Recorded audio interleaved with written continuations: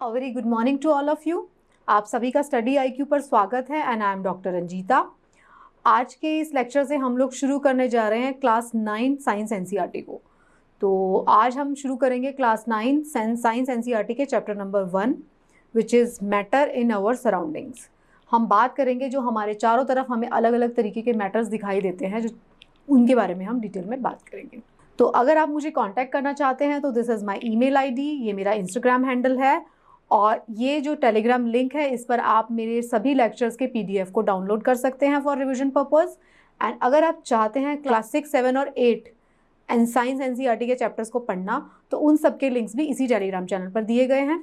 जब आप मेरा टेलीग्राम चैनल ज्वाइन करें तो काइंडली लिंक में मेरे नाम का स्पेलिंग ज़रूर चेक करें। तो हम बात करेंगे इस चैप्टर में about matter.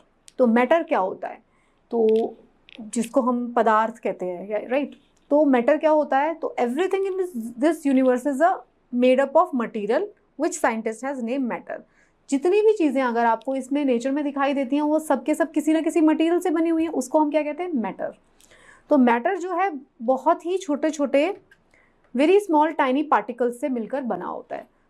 It is not continuous but is particulate. ज़रूरी नहीं है कि वो कॉन्टिन्यूस फ्लो में हो, लेकिन पार्टिकल्स होते हैं, छोटे छोटे पार्टिकल्स हो सकते हैं। हो सकता है ऐसे पार्टिकल्स पोजीशन हो सकता है पार्टिकल्स की पोजीशनिंग ऐसे हो, ठीक है। तो ज़रूरी नहीं है कॉन्टिन्यूस हो, बट मैटर जो होता है वो पार्टिकल्स का बना होता है, ठीक है। मैटर जो है कोई भी ऐसी चीज़ जो कि ऑक्यूपाई कर रहा है स्पेस और जिसका मास है उसे हम मैटर कहते हैं। दो चीज़ें हैं, एक तो स्पेस ऑक्यूपाई कर रहा है और दूसरा उसके पास उसका मास है, तो उसे हम क्या कहते हैं, उसे हम कहते हैं मैटर। तो particles of matter has space between them and are continuously moving. Particles of matter attract each other. तो जो मैटर होगा उसके पार्टिकल्स हमेशा मूव करते रहेंगे और उनके बीच में स्पेस होती है और वो एक दूसरे को अट्रैक्ट करते हैं। तो मैटर क्या होता है, कोई भी जो मटेरियल है वो मैटर से मिलके बना होता है और जो मैटर होता है वो छोटे छोटे पार्टिकल्स होते हैं उसमें। जो पार्टिकल्स ऑफ द मैटर होते हैं उसके बीच में स्पेसेस होती है और वो एक दूसरे को अट्रैक्ट करते हैं और वो कॉन्टिन्यूसली मूव करते रहते हैं। फाइन। फिर अब हम बात करते हैं फिजिकल नेचर ऑफ मैटर की। तो फिजिकल अगर लेवल पे हम देखेंगे तो मैटर की क्या क्या प्रॉपर्टीज़ होती हैं हम उसके बारे में बात करेंगे। तो फिजिकल प्रॉपर्टी जो है वो एस्पेक्ट है मैटर का जो हम ऑब्जर्व कर सकते हैं या जिसको हम नाप सकते हैं बिना केमिकल चेंज किए, उसकी कॉम्पोजिशन चेंज किए। तो मैटर की फिजिकल प्रॉपर्टीज़ को नापने के लिए, उसको ऑब्जर्व करने के लिए हमें मैटर को कॉम्पोजिशन को चेंज करने की ज़रूरत नहीं है। वो मैटर जैसा है हम उसी से ही उसकी फिजिकल प्रॉपर्टीज़ को ऑब्जर्व कर सकते हैं और मेजर कर सकते हैं, ठीक है। हमें उसकी फिजिकल कॉम्पोजिशन को हमें उसको चेंज करने का ज़रूरत नहीं पड़ेगा, ठीक है। केमिकल कॉम्पोजिशन सेम रहेगा, हम उसकी फिजिकल प्रॉपर्टीज़ को मेजर कर सकते हैं किसी भी मैटर की। तो ये चीज़ आप देखिए, ये एग्जाम में एक स्टेटमेंट भी हो सकता है कि जब भी आपको फिजिकल प्रॉपर्टीज़, केमिकल प्रॉपर्टीज़ अगर आप चेक करोगे तो केमिकल कॉम्पोजिशन चेंज हो सकती है, लेकिन फिजिकल प्रॉपर्टीज़ चेक करते वक्त आपकी कॉम्पोजिशन सेम रहेगी, ठीक है। जो उसकी फिजिकल प्रॉपर्टीज़ होंगी वो उसके अमाउंट से कोई डिपेंड नहीं करेंगी। भाई अगर आप ये बात करते हैं, पानी की बात करते हैं कि पानी जो है लिक्विड फॉर्म में है, तो क्या इतना पानी भी लिक्विड फॉर्म में रह सकता है और ओशंस भी लिक्विड फॉर्म में रह सकते हैं? या पानी जो है उसका बॉइलिंग पॉइंट इतना है तो इतने का भी वही होगा, पूरे के पूरे ओशन को गर्म करोगे तो भी उसका भी सेम ही रहता है। तो फिजिकल प्रॉपर्टीज़ में क्या आता है, कलर आएगा, ओडर आएगा, डेंसिटी आएगी, टेक्सचर आएगा, मेल्टिंग पॉइंट आएगा, बॉइलिंग पॉइंट आएगा, सॉल्युबिलिटी एक्सेट्रा। ये सारी की सारी चीज़ें किस चीज़ का पार्ट है, फिजिकल प्रॉपर्टीज़ का। तो फिजिकल प्रॉपर्टीज़ में हमने क्या समझा, हमने समझ लिया कि इसमें हमें मैटर की केमिकल कॉम्पोजिशन को अल्टर करने का ज़रूरत नहीं है और किस चीज़ के ऊपर डिपेंड नहीं करती, क्वांटिटी ऑफ दैट मैटर।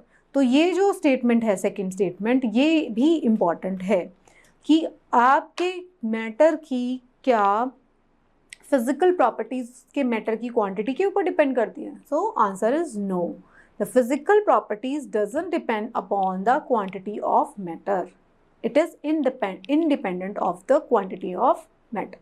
तो अगर आप इस डायग्राम में देखते हैं सॉलिड, लिक्विड और गैस, तो इसमें आप देखिए जो इसके पार्टिकल्स हैं, ये जो पार्टिकल्स देखिए, सॉलिड अगर होगा तो उसके पार्टिकल्स पास पास रहेंगे, लिक्विड के केस में देखिए पार्टिकल्स दूर दूर चले गए, गैस के केस में वही पार्टिकल्स दूर दूर चले जाएंगे।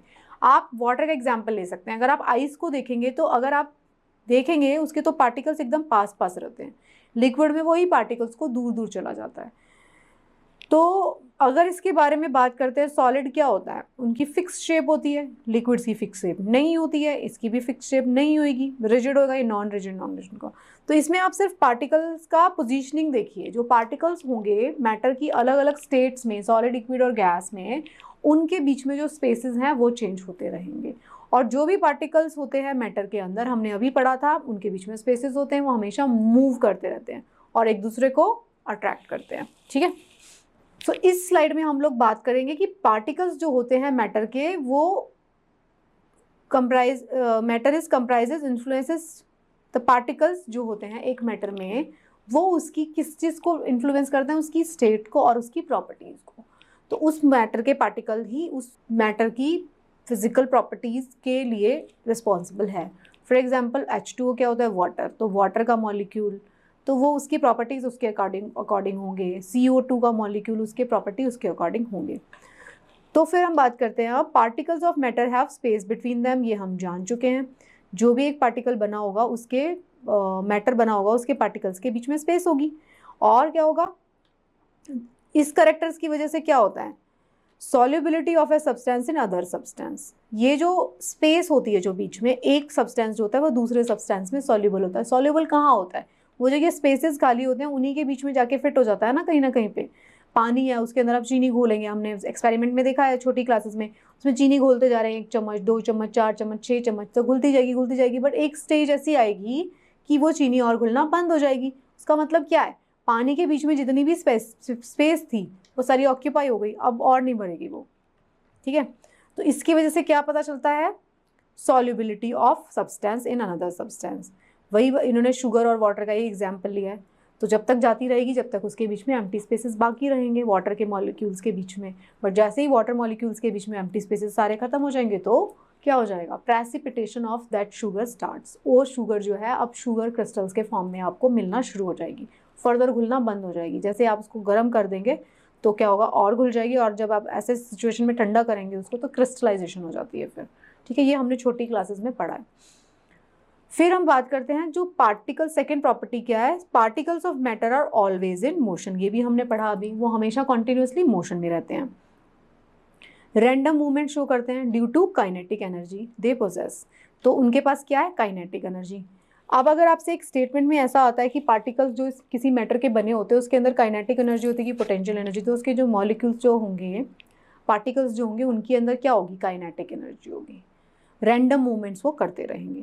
तो जैसे ही हम टेम्परेचर, जब किसी भी मैटर का टेम्परेचर रेज करते हैं तो क्या होता है, उसके पार्टिकल्स के बीच में जो रैंडम मूवमेंट्स है वो बढ़ जाते हैं एकदम से, काइनेटिक एनर्जी उनको ज़्यादा मिल जाती है और वो बहुत विग्रसली मूव करना शुरू कर देते हैं। जब आप पानी को गर्म करते हैं तो क्या करता है, वो गैशियस फॉर्म में आ जाता है, तो हो क्या रहा है, एक्चुअली उसके जो मॉलिक्यूल्स हैं उनको काइनेटिक एनर्जी मिल गई है, जिसकी वजह से जो वो है रैंडम मूवमेंट्स उन्होंने शो कर दिया है और एक स्टेट से दूसरे स्टेट में चेंज होते हैं।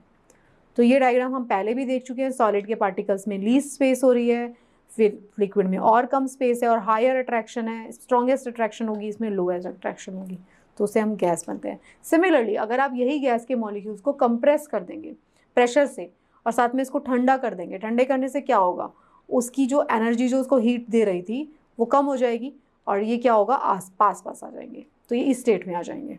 फिर थर्ड पॉइंट क्या है, पार्टिकल्स जो होते हैं मैटर के वो एक दूसरे को अट्रैक्ट करते हैं, हमने अभी पढ़ा। तो अट्रैक्शन की वजह से क्या होता है, inter particle force of attraction जो होती है वो उनके बीच में काम करती रहती है। तो इसकी वजह से जो एक सब्सटेंस है अगर हम उसको ब्रेक करना चाहते हैं तो हमें इस फोर्स को ओवरकम करना पड़ता है। ये जो अट्रैक्शन वाली फोर्स थी जिसकी वजह से सारे पार्टिकल्स एक दूसरे के साथ चिपके हुए थे किसी सॉलिड में, तो उसको हमें उस फोर्स से ज़्यादा फोर्स लगानी पड़ती है। The strength of the force differs from one substance to another, वो एक दूसरे, जैसे जैसे मैटर चेंज होगा तो उसके पार्टिकल चेंज होंगे और पार्टिकल के अकॉर्डिंग उनकी strength of attraction to each other वो भी चेंज हो जाएगी। ठीक है, फिर अब हम बात करते हैं डिफ्यूजन की। तो डिफ्यूजन क्या होता है, जब particle of matter intermix on their own with each other, the phenomena is called diffusion. जैसे कि जब पार्टिकल्स ऑफ मैटर इंटरमिक्स, मतलब अपने आप से इंटरमिक्स हो रहे हैं, तो इन्होंने एग्जाम्पल में क्या बताया, spreading of ink in water, पानी के बीच में आप इंक डालेंगे तो वो अपने आप से इंटरमिक्सिंग उसकी शुरू हो जाएगी, तो उसे डिफ्यूजन कहते हैं। अपने आप मिक्स कर हो रहा है वो, आपने उसके अंदर कोई एफर्ट्स नहीं डलाया, ठीक है, उसको हम बोलते हैं डिफ्यूजन। तो डिफ्यूजन में होता क्या है, पार्टिकल्स जो होती है इंटर पार्टिकल स्पेस ऑक्यूपाई करते हैं, जो कि हमने शुगर और वाटर के एग्जाम्पल में भी देखा था। इंटरमिक्सिंग में क्या हो रहा है, पार्टिकल्स कहाँ जा रहे हैं, कहाँ मिक्स हो रहे हैं, जो उसके बीच में स्पेसेस है दूसरे पार्टिकल के बीच में, उसमें जाके मिक्स हो जाते हैं। तो जो रेट ऑफ डिफ्यूजन जो होता है वो इंक्रीज होता है विद इंक्रीज इन टेम्परेचर। जैसा कि हमने शुगर वाले एग्जाम्पल में देखा, पानी और शुगर वाले में मैंने बताया आपको कि अगर पानी को आप गर्म कर देंगे, उसी पानी को जिसमें आप शुगर ऐड कर रहे थे, शुगर ऐड होना घुलना बंद हो गई, अब उसी पानी को आप गर्म करिए और शुगर उसके अंदर ऐड हो जाएगी। तो इंक्रीज जब होता है टेम्परेचर तो काइनेटिक एनर्जी जो होती है वो इंक्रीज हो जाती है पार्टिकल की, तो इसकी वजह से वो इधर उधर भागने लग जाते हैं, उनके बीच में और स्पेस क्रिएट हो जाती है। ठीक है, तो ये वाला आप देखिए, ये इसमें दिखाया गया वाटर मॉलिक्यूल्स हैं, इसके बीच में हमने इंक डाल दी, तो इंक क्या कर रहा है, इधर इधर जाके सेटल हो गया इक्विलिब्रियम में आके, है ना। तो ये कहाँ पे जाके सेटल होता है, स्पेसेस के बीच में, जो भी इंटर पार्टिकल स्पेस मिलती है उसको, उसमें जाके सेटल हो जाता है। अब हम बात करते हैं इस स्लाइड में effect of change of temperature. जब चेंज होता है टेम्परेचर तो स्टेट ऑफ मैटर के ऊपर क्या फ़र्क पड़ता है, हम इसके बारे में बात करते हैं।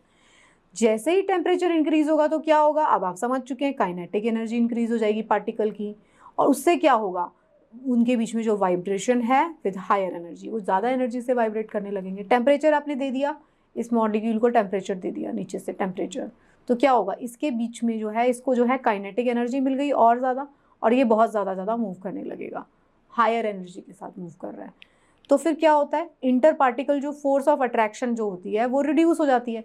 पास पास पड़ा था तो इनके बीच में फोर्स ऑफ अट्रैक्शन ज़्यादा था, अब इसको काइनेटिक एनर्जी मिल गई, इसने यहाँ पे भागना शुरू कर दिया, तो इनके बीच का जो फोर्स ऑफ अट्रैक्शन है वो कम हो जाएगा। तो क्या हो रहा है, टेम्परेचर जब हम दे रहे हैं तो उससे काइनेटिक एनर्जी मिल रही है, उससे हायर एनर्जी से जो पार्टिकल्स हैं वो वाइब्रेट कर रहे हैं, उसकी वजह से जो इंटर पार्टिकल अट्रैक्शन जो था मॉलिक्यूल्स के बीच में, that is getting faded away, तो वो खत्म हो रहा है, कम हो रहा है मतलब। उससे क्या हो रहा है, particle get detach from their position and begin to move freely. अब इंटर पार्टिकल अट्रैक्शन कम हो गया तो वो फ्रीली मूव करना शुरू कर देंगे, और वो फ्रीली मूवमेंट को ही आप क्या कहते हैं, सॉलिड से लिक्विड बनता है और लिक्विड से गैसियस फॉर्म में आ जाते हैं पार्टिकल्स। तो यही लिखा हुआ है, state of matter begins to change, solid undergoes phase change to form liquid, similarly liquid undergo gases, liquid से गैस। ठीक है, तो अब हमने क्या देखा, जैसे ही हमने टेम्परेचर दिया तो काइनेटिक एनर्जी मिल गई मैटर को, पार्टिकल्स को काइनेटिक एनर्जी मिलने से क्या हुआ, उनकी वाइब्रेशन तेज हो गई, वाइब्रेशन तेज होने से क्या हुआ, इंटर पार्टिकल जो अट्रैक्शन था वो कम हो गया, उसकी वजह से क्या होगा, स्टेट ऑफ मैटर चेंज होती है। ठीक है, सॉलिड से लिक्विड बनता है, लिक्विड से गैस बनती है। तो मैटर जो है उसको हम क्लासीफाई कैसे कर सकते हैं, सॉलिड, लिक्विड और gas, on the basis of inter particle force and arrangement of particles. अगर पास पास अरेंज है तो सॉलिड बन जाता है, थोड़ा दूर अरेंज है तो लिक्विड बन जाता है वही मैटर, थोड़ा और ज़्यादा दूर है तो वही मैटर जो है वो गैसियस फॉर्म में आ जाता है, सेम मैटर रहता है। फिजिकल प्रॉपर्टी चेंज हो रही है, केमिकल प्रॉपर्टी सेम है, केमिकली वो सेम है। पानी के बारे में बात करेंगे तो H2O आइस के फॉर्म में भी सेम है, H2O वाटर के फॉर्म में भी सेम है, H2O वाटर वेपर्स के फॉर्म में भी सेम है। Chemically it is H2O but physically it is in 3 different states. तो आप इसमें देखिए, phase change happens as a temperature changes. देखो टेम्परेचर दिया गया, ये सॉलिड था, ये उसका फ्रीजिंग पॉइंट पे दिया गया, सॉलिड से लिक्विड बन गया, लिक्विड से क्या बन गया, बॉइलिंग पॉइंट आ गया तो गैस बन गया। ठीक है, so the 3 forms of matter are inter convertible. तो अब तक के इस स्लाइड्स को पढ़ के हम ये समझ गए कि ये सारे जो चीज़ें हैं ये तीनों के तीनों क्या हैं, ये इंटर कन्वर्टेबल हैं। कैसे, by increasing and decreasing pressure and temperature. क्या इंक्रीज करना है, या तो प्रेशर इंक्रीज कर दो या तो टेम्परेचर इंक्रीज कर दो।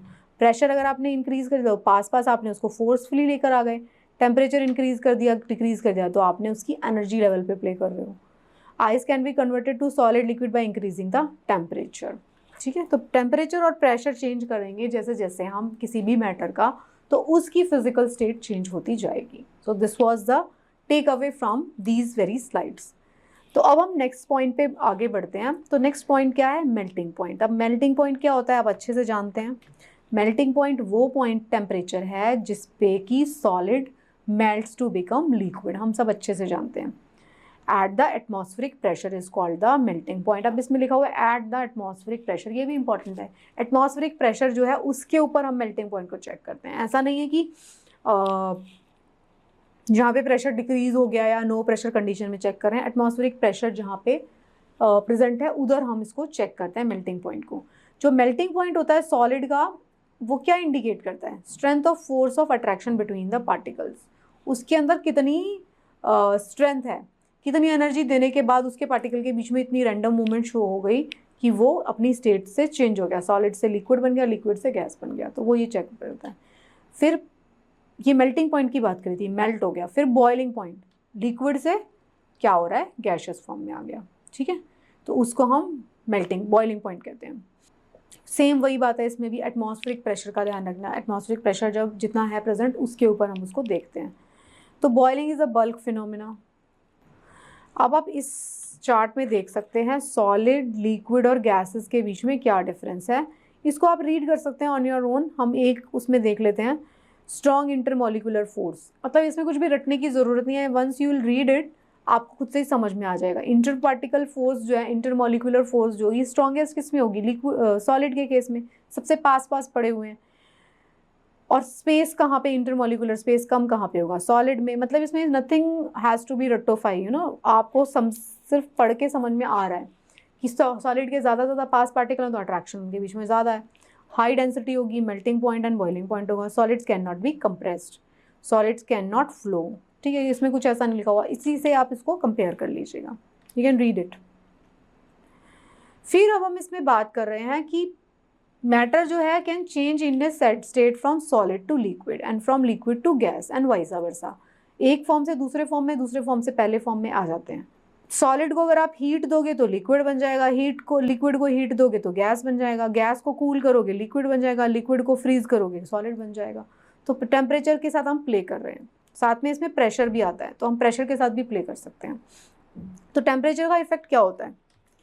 तो टेम्परेचर जो होता है, हम पढ़ लिया अभी हमने, वो टेम्परेचर जैसे ही देंगे हम उसमें तो एनर्जी मिल जाएगी। कौन सी एनर्जी है? काइनेटिक एनर्जी, जिससे क्या होगा? वाइब्रेट करना शुरू हो जाएगा ग्रेटर एनर्जी से।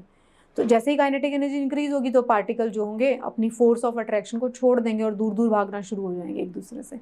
इसी वजह से स्टेट ऑफ मैटर चेंज हो जाता है। ठीक है, फिर अब हम बात करेंगे कुछ अलग कंसेप्ट्स की अबाउट द मैटर। तो हम बात करेंगे लेटेंट हीट ऑफ फ्यूजन। देखिए, लेटेंट हीट ऑफ फ्यूजन जो है थोड़ी सी इंपॉर्टेंट है, क्योंकि हम जब साइक्लोन के बारे में पढ़ रहे थे तो उस टाइम पे भी हम इसको पढ़ रहे थे। तो ये क्या होता है? The amount of heat energy required to change 1 kg of solid into liquid at its melting point is called the latent heat of fusion of the solid. Okay, जब हम अगर हम कोई भी क्वांटिटी, कोई fix quantity of the substance को आप उसके मेल्टिंग पॉइंट पर लाकर सॉलिड से लिक्विड स्टेट में लेकर आ रहे हैं तो वो लेटेंट हीट ऑफ फ्यूजन है। ठीक है, लेटेंट हीट ऑफ वेपराइजेशन क्या है? Amount of heat required for 1 kg of liquid. अब हम लिक्विड को किस फॉर्म में लेकर आ रहे हैं? वेपर फॉर्म में, एटमॉस्फेरिक प्रेशर पर। तो उसको हम कहते हैं at its what point? Boiling point पर। तो इसको हम कह रहे हैं latent heat of vaporisation of liquid. देखो, अब ये क्लास 9 शुरू हो चुकी है, तो यू जस्ट माइंड इट। अब हम क्लास 9 में एंटर कर चुके हैं, which is significantly a higher class, little bit, है ना। बिल्कुल हायर क्लास नहीं, वो तो 11th-12th आएगी, बट ये सिग्निफिकेंटली हायर क्लास है, हमारी क्लास 9 है। तो इसमें जो है आपको एक एक स्टेटमेंट को ठीक से पढ़ना पड़ेगा। तो once you will read this statement, latent heat of fusion में क्या होता है? सॉलिड जो होता है लिक्विड में चेंज होता है, किस पर? मेल्टिंग पॉइंट पर। मेल्ट हो गया। यहाँ पे क्या हो रहा है? लिक्विड जब गैशियस फॉर्म में चेंज होता है तो क्या होता है? वो बॉइलिंग पॉइंट होता है, इसको बोला जाता है। तो इनका कंसेप्ट देख लीजिए, आपने पढ़ लिया। फिर क्या होता है? Effect of change of pressure on matter. ठीक है, अभी तक तो हम टेम्परेचर से प्ले कर रहे थे, टेम्परेचर दिया, टेम्परेचर हटाया। तो प्रेशर का क्या होता है, जब प्रेशर अप्लाई करते हैं तो particles of matter can be bought close together. मैंने आपको बताया कि पार्टिकल ऑफ मैटर को या तो आप हीट दे दो या हीट निकाल दो, फ्रीज कर दो, तो उनकी एनर्जी डाउन चली जाती है, तो उससे वो पास भी आ जाते हैं और दूर भी चले जाते हैं। But you can do the same kind of things with pressure also. तो जब प्रेशर अप्लाई करेंगे तो क्या होगा, क्लोज भी आ सकते हैं and state of matter can be changed. For example, CO2 gas can be solidified by applying pressure and lowering temperature. CO2 को जब आप कंप्रेस कर देंगे तो वो क्या बन जाती है, तो वो सॉलिड आइस बन जाती है। ओके फिर अब हम एक नेक्स्ट कंसेप्ट की बात करते हैं, this is called sublimation. Sublimation क्या होता है, सब्लिमेशन होता है, क्या हो रहा है, ट्रांजिशन हो रहा है सब्सटेंस का, डायरेक्टली एक स्टेज को मिस कर रहे हैं हम, सॉलिड से सीधा गैस। अदरवाइज कैसे होता है transition, solid to liquid then liquid to gas होता है, बट सब्लिमेशन में क्या होता है, डायरेक्टली सॉलिड से गैस बन जाता है without changing into the liquid phase और वाइस वर्सा। तो इसको हम सब्लिमेशन कहते हैं, डायरेक्टली सॉलिड से इवेपोरेशन हो जाती है, तो इसको हमने कहा सब्लिमेशन। इस वाले में पिक्चर में दिखाया गया है effect of change in pressure on state of matter. तो जब हम प्रेशर अप्लाई करते हैं तो इंटर पार्टिकल स्पेस जो होती है मैटर के बीच में डिक्रीज हो जाती है, ये हम जानते हैं। तो प्रेशर अप्लाई करने से, रिड्यूस टेम्परेचर करने से हम क्या कर सकते हैं, सॉलिड को लिक्विड और लिक्विड को गैसेस में कन्वर्ट कर सकते हैं। In last few slides we have understood this thing very very clearly, और हमने कुछ कंसेप्ट्स की भी बात की थी, इस डायग्राम में आप देख सकते हैं। ओके इसमें सब्लिमेशन दिखाया गया है। सब्लिमेशन कैसे हो रहा है, सब्लिमेशन हम जानते हैं सॉलिड से सीधा क्या बन रहा है, गैस बन रहा है, तो ये सब्लिमेशन हो रहा है। वाइस वर्सा को भी सब्लिमेशन कहते हैं। तो इसमें एक्सपेरिमेंट में दिखाया गया है solid to gas phase transformation. नीचे बर्नर लगा दिया गया है, ये डिश में हमने मॉइस्चर पोटेशियम क्लोराइड ले लिया, ये सॉलिड था, जैसे इसको हमने हीट दिया तो क्या बन गया, ये प्योर अमोनियम क्लोराइड की गैसियस फॉर्म में आ गया। तो ये दिखाया गया है इसमें, तो यू कैन सी एनसीईआरटी का एक्सपेरिमेंट है। इस वाले में आप देख सकते हैं inter conversion of the 3 state of matter. Inter conversion हम कैसे कर सकते हैं, by changing pressure and temperature. Temperature और प्रेशर के बीच में गेम खेलते रहो, आपका इंटर कन्वर्जन होता रहेगा मैटर का। तो क्या हो रहा है, फ्रीजिंग से क्या हो रहा है, फ्रीजिंग और सॉलिडिफाई करने से आइस, ये देखो आइस बन गया, मेल्टिंग ऑफ लिक्विफिकेशन। आप इसको देख लेना, सिंपल है, कुछ नहीं है इसके अंदर। तो अगर आप टेम्परेचर और प्रेशर को चेंज करेंगे, मोल्ड करेंगे, तो you can alter the state of matter, this was shown. अब हम आते हैं एक और कंसेप्ट पे विच इज़ कॉल्ड इवेपोरेशन। तो इवेपोरेशन क्या होता है, इवेपोरेशन वो फिनोमिना है वो जिससे कि चेंजिंग क्या of a liquid into vapour state. इसमें क्या होता है, below its boiling point is called evaporation.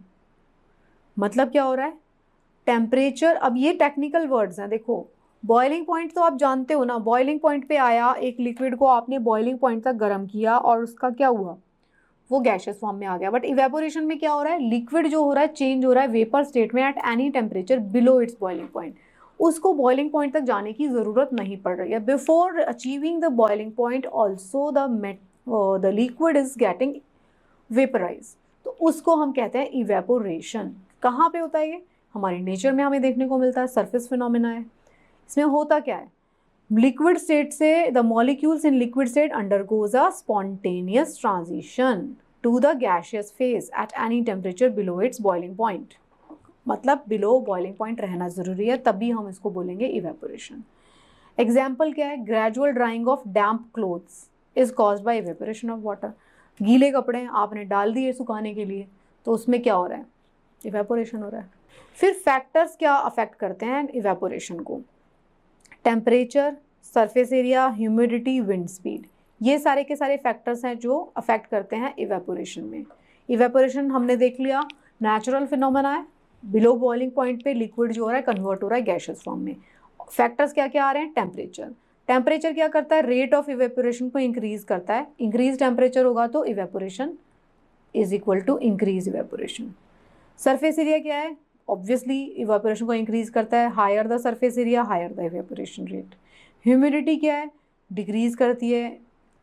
भाई इवेपोरेशन कहाँ जा रहा है, अल्टीमेटली वो जो पानी नीचे सरफेस पे पड़ा हुआ था वो कहाँ जा रहा है, एटमॉस्फेयर में। तो ह्यूमिडिटी का क्या मतलब होता है, एटमॉस्फेयर के अंदर मॉइस्चर है, जो चीज़ कम होगी एटमॉस्फेयर में वहाँ पे रेट बढ़ा देगी। अगर ह्यूमिडिटी ज़्यादा बढ़ रही है तो इवेपोरेशन कम हो जाएगा, रिलेटिवली उसी हिसाब से कम हो जाएगा।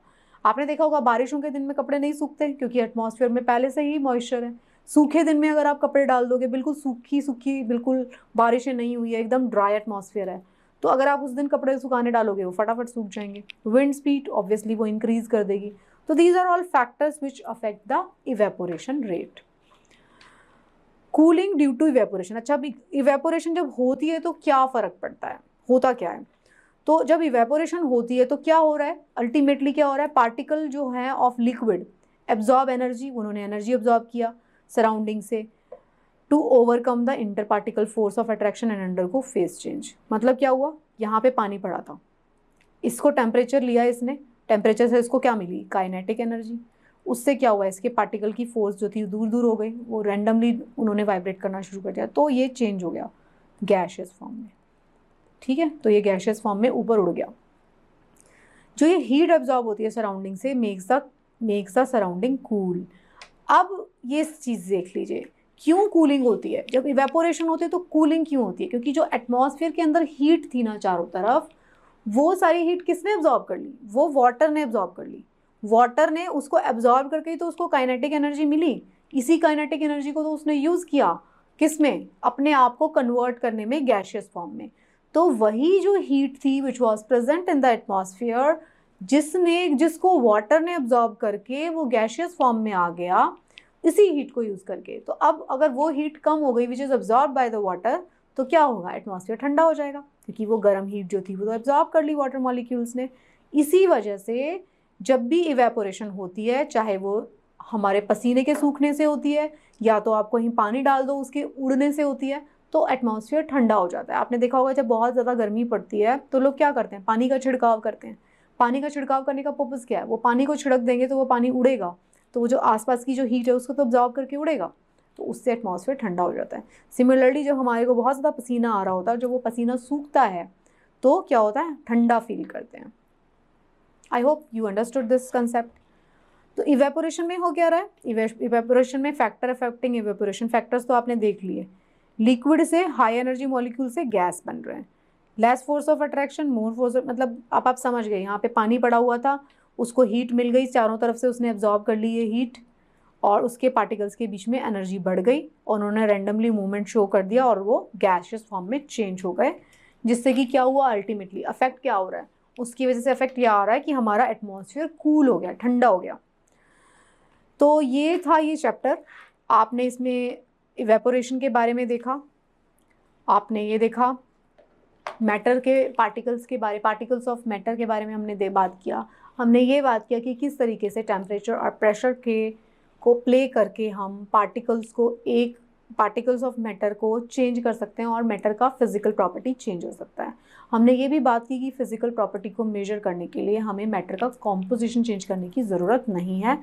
सो this was the first chapter of science class 9 NCERT। आपको आई होप समझ में आया होगा। आगे आने वाले 1-2 चैप्टर्स भी इसी से रिलेटेड हैं, तो हम उसके बारे में बात करेंगे। So thank you so much and best of luck for your preparation.